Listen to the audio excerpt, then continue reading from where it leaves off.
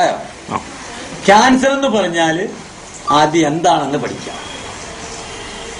Cancer എന്ന് പറഞ്ഞാൽ കോശങ്ങളുടെ അമിത വാർദ്ധക്യമാണെന്നാണ് WHO 2009 ശേഷം പ്രസിദ്ധീകരിച്ചിരിക്കുന്നത്. അതിലിപ്പോ 2009 പറഞ്ഞിരിക്കണേ കോശങ്ങളുടെ അമിത വാർദ്ധക്യം. 2009 മുമ്പ് വരെ പറഞ്ഞത് കോശങ്ങളുടെ അമിത വളർച്ചയാണെന്നാണ്. അന്ന് നടക്കുന്ന അതേ കീമോയും റേഡിയേഷനും ഓപ്പറേഷനുമാണ് ഇപ്പോഴും നടക്കുന്നത്. ഒരു വ്യത്യാസമില്ല. അപ്പം ആയുർവേദത്തിന് പണ്ട് ആചാര്യന്മാരിതിനെ വിദ്രതിയും അർബുദത്തിനകത്ത് പെടുത്തിയിരുന്നു. അത് രണ്ടിനും ആയുർവേദത്തിലും മരുന്നുണ്ട്. നിസാര മരുന്നുകളെ കൊണ്ട് ചികിത്സിച്ചിരുന്നു. അത് ഇപ്പോഴും സകല എല്ലാവർക്കോടും ഇന്നത്തെ മോഡേൺ സയൻസിനോട് നമുക്ക് ചോദിക്കണം. നിങ്ങൾക്ക് എല്ലാവർക്കും ചോദിക്കാത്തൊരു ചോദ്യം, ബയോപ്സി എഴുതിയിടുമ്പോൾ ചോദിക്കുക, നിങ്ങൾ ബയോപ്സി ചെയ്തിട്ട് കണ്ടുപിടിക്കുന്നത് എന്താണ്? ക്യാൻസർ എന്ന് പറഞ്ഞാൽ കോശങ്ങളുടെ അമിത വാർദ്ധക്യമാണെങ്കിൽ വാർദ്ധക്യം കണ്ടുപിടിക്കുന്ന മിഷൻ ഇന്ന് വരെ ലോകത്താരെങ്കിലും കണ്ടുപിടിച്ചിട്ടുണ്ടോ? അപ്പോൾ നിങ്ങൾ ബയോപ്സിയും ചെയ്യുമ്പോൾ എന്ത് കണ്ടുപിടിക്കുന്ന ഒരൊറ്റ ക്വസ്റ്റ്യൻ ചോദിക്കാം. ഇവർ കണ്ടുപിടിച്ചിട്ടില്ലാത്ത, അതായത് ക്യാൻസറിന്റെ കാരണവും അറിയില്ല, അത് കണ്ടുപിടിച്ചിട്ടുമില്ല. പിന്നെ ഇവരെന്താ കണ്ടുപിടിച്ചത്? അപ്പൊ പിന്നെ എന്തിനു വേണ്ടിയിട്ടാണ് ഇവര് കീമോയും റേഡിയേഷനും ഓപ്പറേഷനും നടത്തിയിട്ട് നമ്മളെ കൊല്ലുന്നത്? ഒന്ന് ചോദിച്ചത്. ഇതിന് ശേഷം എത്ര പേര് ജീവിച്ചിരിപ്പുണ്ട്? ഇവര് കീമോയും റേഡിയേഷനും ചെയ്തതിന് ശേഷം 5 കൊല്ലത്തിന് ശേഷം എത്ര പേര് ജീവിച്ചിരിപ്പുണ്ടെന്ന് മോഡേൺ സയൻസ് തന്നെ തെളിയിച്ചിട്ടുണ്ട്. 3% ആണെന്ന്. ഇത് ചെയ്യാത്തവൻ 20 കൊല്ലം ജീവിച്ചിരിക്കുന്നുണ്ടെന്നും ഇവര് തന്നെ പറഞ്ഞ് പ്രസിദ്ധീകരിച്ച എല്ലാ വെബ്സൈറ്റുകളും ഇതിനകത്തുണ്ട്. നിങ്ങൾക്ക് എല്ലാം എടുത്ത് നോക്കാം. ഡോക്ടർ മാത്യുവിന്റെ ക്യാൻസർ ചികിത്സയുടെ കാണാപ്പുറങ്ങൾ എന്ന് പറഞ്ഞ് ഈ പുസ്തകം എടുത്ത് വായിക്കാം. ആ പുള്ളിയുടെ ഫോൺ നമ്പർ ഇതിനകത്ത് കൊടുത്തിട്ടുണ്ട്. അതുകൂടെ ഒന്ന് കണ്ടോളൂ. 94 95 22 04 86 94 96 23 23 04. ഈ 2 നമ്പറിൽ വിളിച്ചിട്ട് നിങ്ങൾക്ക് ആർക്ക് വേണം ചോദിക്കുന്നത്. മൊത്തം എന്തെങ്കിലും സംശയം ഉണ്ടെങ്കിൽ നിങ്ങൾ ചോദിക്കാം. വ്യക്തമായി എല്ലാം ക്ലിയർ ആയിട്ട് എഴുതിയിട്ടുണ്ട്. ക്യാൻസറിനെ ചികിത്സിക്കുന്നവരാണ് മരിക്കുന്നത്, ചികിത്സിക്കാത്തവൻ മരിക്കുന്നില്ല. ഇത് നമ്മൾ പറയണം. ഇവർക്ക് ആർക്ക് വേണം ചോദിക്കണ്ടോ? ഈ പറയുന്ന ചോദ്യത്തിന് ഉത്തരം ആദ്യം അവർ തരണം. ബ്രസ്റ്റ് ക്യാൻസർ എന്ന് പറയണം. വെറുതെ കുറച്ച് നിസ്സാര കാര്യങ്ങൾ വെരിക്കോസിന് ചികിത്സിക്കുന്ന ചികിത്സയും ചികിത്സിച്ച് ആറ്റുവട്ടോ അല്ലെങ്കിൽ തേറ്റാമ്പല്ലോ പാലിപ്പുഴുങ്ങി അരച്ചിട്ടാൽ മാറുന്ന രോഗം. തേറ്റാമ്പല്ലോ അരച്ചിട, ആറ്റുവട്ട് ഒരു വലിയ സാധനം, അത് വരച്ചിട്ടാ മാറും. പ്ലേറ്റ്ലെറ്റിന്റെ കൗണ്ട് കുറഞ്ഞാൽ പപ്പങ്ങയുടെ ഇല മതി. കൂടിയാല് വലിയ നിൽക്കുന്ന കട്ടച്ചമ്പരത്തി കരിക്കാടി വെള്ളത്തിൽ അരച്ചു കൊടുത്താൽ മതി.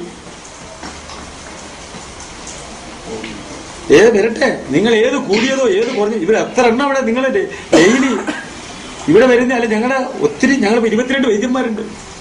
ഇവരുടെ ആരുടെയെങ്കിലും കൂട്ടത്തിൽ കൂടി കിട്ടി നിങ്ങൾ നോക്കുക എത്ര എണ്ണം ഇവിടെ ശരിയാവുന്നുണ്ട്. രോഗത്തിന് ആദ്യം പറഞ്ഞു പേടിപ്പിച്ചു കൊല്ലുകയാണ്.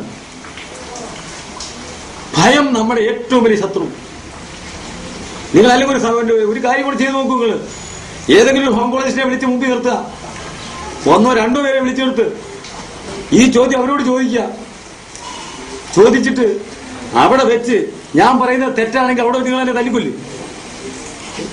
ധൈര്യമായിട്ട്. തെറ്റാണെങ്കിൽ നിങ്ങൾക്ക് എല്ലാവർക്കും എന്നെ കൈകാര്യം. ഇല്ല, അവർ ഉത്തരം പറയണം. ഇവർ ഈ ചെയ്യുന്നത് എന്താണ്?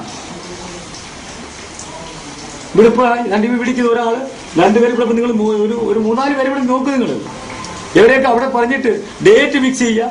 ഇത്ര ദിവസത്തിനകത്ത് തട്ടിപ്പോവുക. എക്സ്പയറി ഡേറ്റ് പറയുന്ന പോലെ അങ്ങോട്ട് ഡേറ്റ് പറയുക. ഇതൊക്കെ എന്താ നടക്കണേ? ക്യാൻസറിന് ചികിത്സയുണ്ടോ?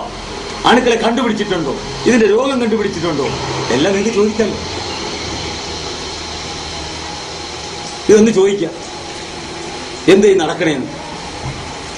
പിന്നെ ഒന്നുകൂടെ ചോദിക്കാതെ നിങ്ങൾക്ക് ധൈര്യമായിട്ട് ഏതെങ്കിലും ഒരു ഓങ്കോളജിസ്റ്റിന്റെ സ്വന്തക്കാര് അവർ ചികിത്സിക്കുമെന്ന് റേഡിയോയും കീമോയും ചെയ്യുമെന്ന് ചോദിച്ചിട്ട് അപ്പൊ നിങ്ങൾക്ക് ബാക്കി വേണ്ടി കിട്ടും. എന്താ ചെയ്യുമോ? ഇല്ല. ഒരൊറ്റ ഓങ്കോളജിസ്റ്റും അവന്റെ സ്വന്തം ബന്ധുക്കളുടെ പുറത്ത് ഈ ടെസ്റ്റ് നടത്തൂല. കാരണം അവർക്കറിയാം ഇത് അപകടമാണെന്ന്. നമുക്കൊന്ന് തിരിച്ച് ചിന്തിക്കാൻ സമയമായില്ല. ഒന്ന് ചിന്തിച്ചൂടെ? എല്ലാവരും കൂടെ പറഞ്ഞ് പെരട്ടി പേടിപ്പിച്ച് നമ്മളെ കൊല്ലുക. ഇല്ലാത്ത കാശെല്ലാം പിടിച്ചു വരച്ച് ഇരിക്കാടെ മിറ്റ കൊണ്ട് കൊടുത്തിട്ട് കഴിഞ്ഞതിന് ശേഷം പറയാം നിങ്ങളുടെ കാശ് തീർന്നോ? എന്നാൽ ഞങ്ങളുടെ പരിപാടി കഴിഞ്ഞ് കൊണ്ടുപോകോളൂ. ചെല്ലുമ്പോഴേ പറയും അത് ഉടനെ റേഡിയേഷൻ കീമോ എല്ലാം പറഞ്ഞ് നമ്മളെ വിരട്ടി ഇപ്പൊ തുടങ്ങിക്കോല്ലേ നാളെ കാശ് പോകും. നിങ്ങൾ എന്റെ വെബ്സൈറ്റിൽ ഒന്ന് കയറ്. എത്ര എണ്ണത്തിനെ ഞാൻ ഇട്ടിട്ടുണ്ട്, നെറ്റിൽ കേട്ടിട്ടുണ്ട്. ഒന്ന് കണ്ടു നോക്കി നിങ്ങൾ. അവരെല്ലാം അവര് സത്യം വിളിച്ചു പറയും. അവരെല്ലാം കൂടെ വിളിച്ചൊരു മീറ്റിംഗ് കൂട്ടാമെങ്കിൽ ഇതെല്ലാം ഈ ഇവരെ കള്ളം എല്ലാം പുറത്തിയാണ്. കൊടുക്കുന്ന സാധനം ക്യാൻസറിന്റെ പൈസ കൊണ്ടല്ല ചികിത്സിക്കുന്നത്, മരുന്നുമല്ല, വെറും നിസാര സാധനങ്ങളാണ് ഇവിടെ ക്യാൻസറിന് കൊടുക്കുന്നത്. തിരുകാനെല്ലി, മണിത്തക്കാളി, കൊടകൻ അല്ലെങ്കിൽ പുത്തൾ, ശവനാറി, പപ്പങ്ങയുടെ ഇല, പിന്നെ പുഹയറക്കരി, അട്ടക്കരി, ഇല്ലത്തിൻകരി, കോലരക്ക്, നിലം പറണ്ട, പെരിങ്ങലത്തിന്റെ പേര്, ഇങ്ങനെയുള്ള നിസ്സാര സാധനങ്ങൾ മതി. അതിന്റെ ക്യാൻസറിനുള്ള മരുന്നായി പറഞ്ഞു. നിങ്ങളെ ആര് വേണമെങ്കിലും 2 ഓങ്കോളജിസ്റ്റിനെ വിളിച്ചിട്ട് ഈ ചോദ്യങ്ങൾ അങ്ങോട്ട് നിട്ട് ചോദിക്കുക. നിങ്ങൾ എന്ത് കണ്ടുപിടിച്ചിട്ടാണ് ഞങ്ങളെ കീമോയും റേഡിയേഷനും ചെയ്യുന്നത്? നിങ്ങൾ ഒന്നുകൂടെ തിരക്കണം. ഇവര് കീമോയും റേഡിയേഷൻ ചെയ്തവര് എത്ര ഇപ്പൊ ജീവിച്ചിരിക്കുന്നു കൂടെ പോയി നോക്കിയിട്ട് വേണം നമ്മൾ തുടങ്ങാൻ. അപ്പൊ പക്ഷെ നിങ്ങൾ ഏതെങ്കിലും ഒരു രോഗത്തിനെ ചികിത്സിക്കുമ്പോ ആ ഡോക്ടറെ ചികിത്സിച്ച 2 പേരെ ഭേദമാക്കിയവരെ ഒന്ന് കാണിച്ചു തരാൻ പറയാം. എന്നിട്ട് നിങ്ങൾ പോയി ചെയ്യും. അപ്പോഴും ശരിയാവൂല. അത്രയെങ്കിലും നിങ്ങൾക്കൊന്ന് കൂടിക്കൂടെ? ഏത് രോഗമാട്ടെ ആ രോഗത്തിനെ പറ്റി ആദ്യം നിങ്ങൾ പഠിക്കും, സ്വയം പഠിക്കും. സംഗതി ശരിയാവും.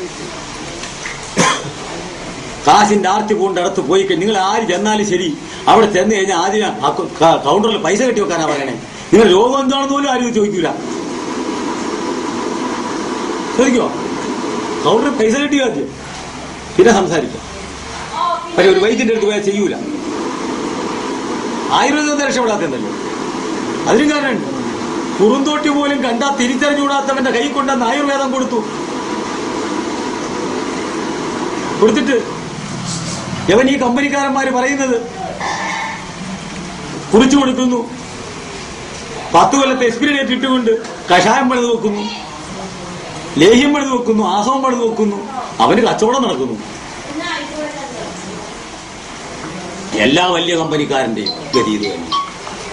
ഞാൻ ഒരെണ്ണം നെറ്റിലിട്ടുണ്ട്, നിങ്ങൾക്ക് അതും കാണാം. ദശമൂലാഷ്ടത്തിന്റെ ഈ ഡീറ്റെയിൽസ് കാര്യം. വലിയ കമ്പനിക്കാരൻ 90% കച്ചവടമാണെന്ന് സ്വയം എഴുതി കൊടുത്ത ബില്ലിനകത്ത് കിടപ്പുണ്ടെന്ന് കണ്ടോളൂ. 10% പോലും മരുന്നില്ല.